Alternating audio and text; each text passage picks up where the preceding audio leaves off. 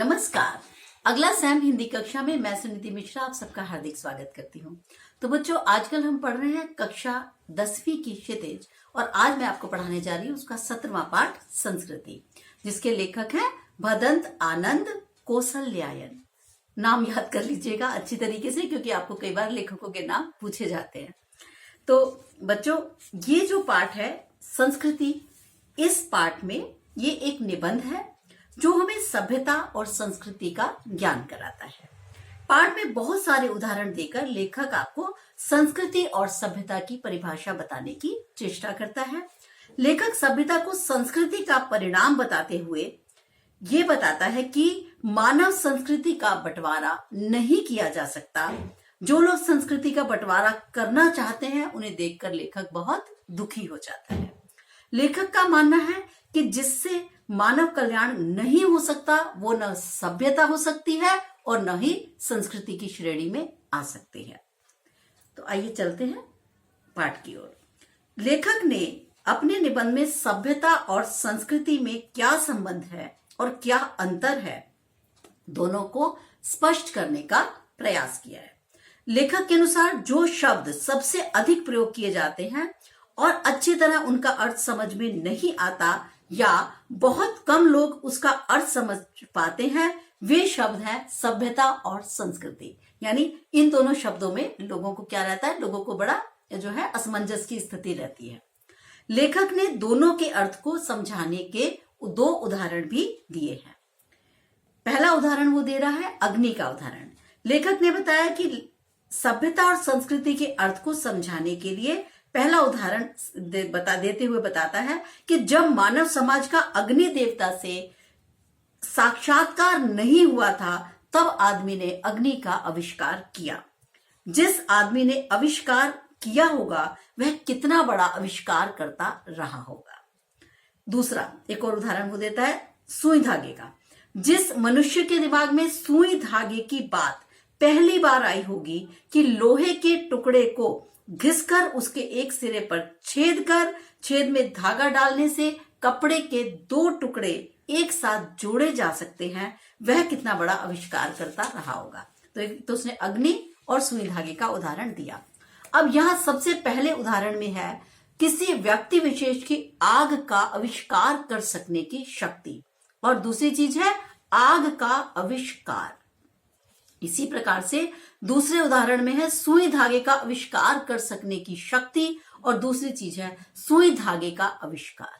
अब ये यहाँ पे कैसे बताएगा इसको कि जिस सभ्यता, यानी सभ्यता और संस्कृति का अब स्पष्टीकरण देखिए कि जिस सभ्यता प्रवृत्ति और प्रेरणा के बल पर आग का और सुई धागे का आविष्कार हुआ है वह है व्यक्ति विशेष की संस्कृति, और उस संस्कृति द्वारा जो आविष्कार हुआ, जो चीज उसने अपने तथा दूसरों के लिए आविष्कृत की वो है सभ्यता।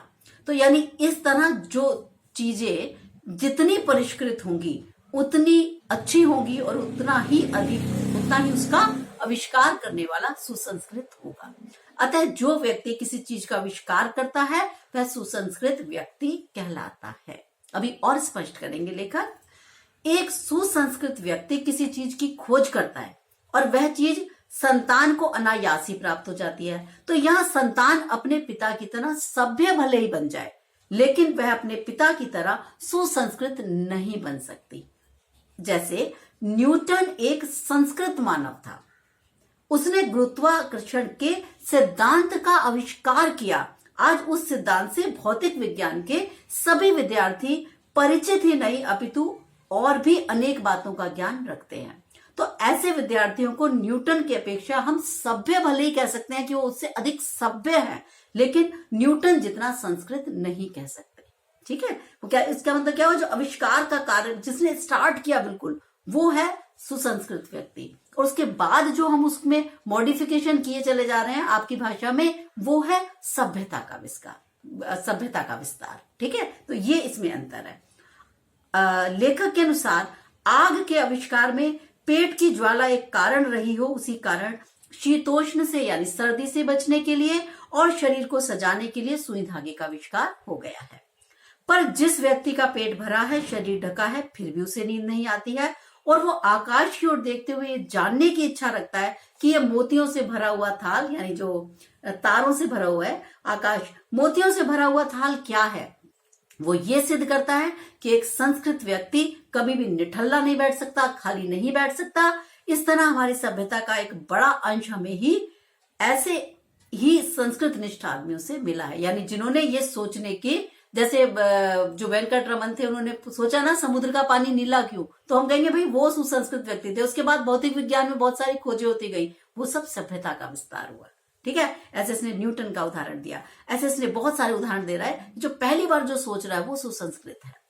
अच्छा, ऐसे ही हमें संस्कृत निष्ठ आदमियों से हमें जो भी मिली है सभ्यता का एक बड़ा अंश मिला है, जिनकी चेतना पर स्थूल भौतिक कारणों का प्रभाव प्रधान रहा है। सभ्यता का दूसरा हिस्सा हमें मनीषियों से मिला है। मनीषी मतलब जो बड़े बड़े ऋषि मुनि भी हुए हैं, जो बहुत बड़े विद्वान हुए हैं, जो अपने मुंह के, अब ये बता रहा है कि मानव संस्कृति में जो है ना, हमारा जो संस्कृति किस पे निर्भर करती है, त्याग की भावना पे। कि यानी जब जो मुंह, अपने मुंह में कौर मतलब रोटी का टुकड़ा ले जाते हुए दूसरे के मुंह में रोटी का टुकड़ा डाल देते हैं, वो है जो है ये हमारी त्याग की संस्कृति।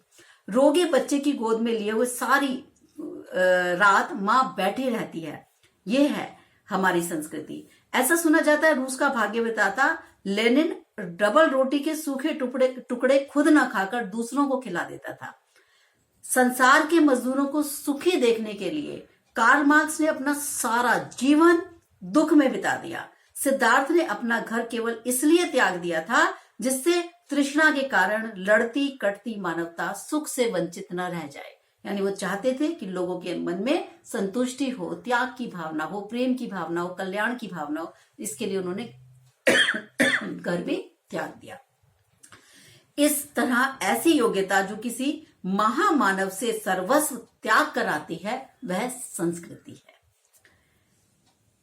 संस्कृति जो अंतिम वो है गद्यांश, उसमें वो बता रहा है कि संस्कृति और एक असंस्कृति, सभ्यता और असभ्यता, ये है क्या चीज। कहते हैं संस्कृति का परिणाम है हमारी सभ्यता, हमारे खाने पीने के तरीके, हमारे ओढ़ने पहनने के तरीके, हमारे आने जाने के साधन, हमारे परस्पर कट मरने के तरीके, यह सब हमारी सभ्यता है। मानव की जो योग्यता उससे आत्म विनाश के साधनों का आविष्कार कहलाती है, उसे संस्कृति या असंस्कृति क्या कहें। यानी हमने कभी कभी क्या किया, आत्म विनाश के साधन भी जुटा लिए, बम जुटा लिए, बड़े खतरनाक हथियार जुटा लिए, तो वो सब क्या है। तो कह रहा मैं इसको संस्कृति कहूंगा? नहीं, मैं तो इसको असंस्कृति कहूंगा। क्यों? क्योंकि इसी प्रकार जिन साधनों के बल पर आदमी आत्म विनाश, अपने ही विनाश करने में जुट गया है, हम उसको सभ्यता समझे या असभ्यता। ठीक है ना। संस्कृति का यदि कल्याण की भावना से नाता टूट गया तो वो संस्कृति नहीं रहेगी, बल्कि वो तो असंस्कृति बन जाएगी। और ऐसी संस्कृति का अवश्यम भावी परिणाम असभ्यता के अतिरिक्त दूसरा और क्या होगा। कि यदि आप ऐसी ऐसी चीजों का आविष्कार करने लगेंगे जो विनाश की ओर लेकर जाएंगी, तो क्या होगा, धीरे धीरे करके वो असंस्कृति से गुजरते गुजरते वो असभ्यता पर आकर रुकेगी। अतः मानव संस्कृति एक अविभाज्य वस्तु है, यानी जिसको विभाजित नहीं किया जा सकता। उसमें जितना अंश कल्याण का है, यानी हमें हमेशा ये ध्यान रखना है कि हम जो भी आविष्कार करें वो मानव कल्याण के लिए हो, मानव जाति का अहित न करे। तो ये हमें ध्यान में रखना है कि यदि उसमें कल्याण का अंश नहीं होगा, वह अकल्याणकार की अपेक्षा श्रेष्ठ ही नहीं, स्थायी भी है। यानी अगर तब हमें यही ध्यान रखना हो कि वो कल्याणकारक रहे और तभी वो स्थायी रूप से टिक सकेगी। वरना क्या होगा, हम अगर अपना आत्मनाश खुद ही करने लगेंगे तो सभ्यता और संस्कृति दोनों का ही विनाश मनुष्य कर डालेगा। तो आज की डेट में, आज की तिथि में हमें जो अपने विवेक से ये चीज को ध्यान में रखना है कि किस प्रकार से वो मनुष्य को असभ्य बनना है या सभ्य। ठीक है, इसका बच्चों ये प्रश्न आप कर जाइएगा। अच्छा है, ये लेखक ने अपने दृष्टिकोण में सभ्यता और संस्कृति की एक परिभाषा दी है। आप सभ्यता और संस्कृति के बारे में क्या सोचते हैं?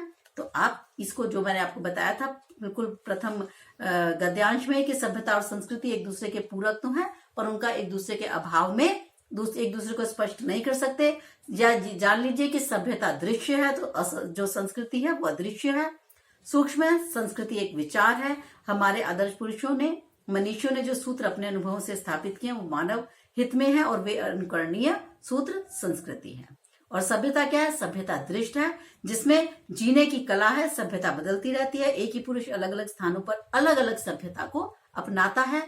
जैसे एक पुरुष अपने घर में जूते उतारकर कुश के स्थान पर बैठ के पवित्रता से भोजन करता है, दूसरे के घर उत्सव में ठीक विपरीत बिना जूते उतारे खड़े होकर भी भोजन कर लेता है। तो हर एक जगह की, स्थान की और जो धर्म है, जाति, सबकी सभ्यताएं अलग अलग हो सकती है। यानी एक ही चीज किसी में बहुत सही मानी जाती है। जैसे आप जानते हो, जब हम चर्च जाते हैं तो हम लोग शूज नहीं हटाते, जूते उतार के नहीं जाते, और जब हम मंदिर जाते हैं तो हम जूते उतार के जाते हैं, ठीक है ना। कहीं पे हम हाथ जोड़ते हैं, कहीं पे हम सिजदा करते हैं, कहीं पे मोमबत्ती जला रहे हैं, कहीं अगरबत्ती जला रहे हैं। तो ये सब मतलब भांति भांति की संस्कृतियां हैं।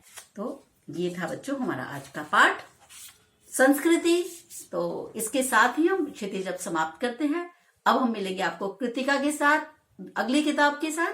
तब तक के लिए मुझे आज्ञा दीजिए। नमस्कार।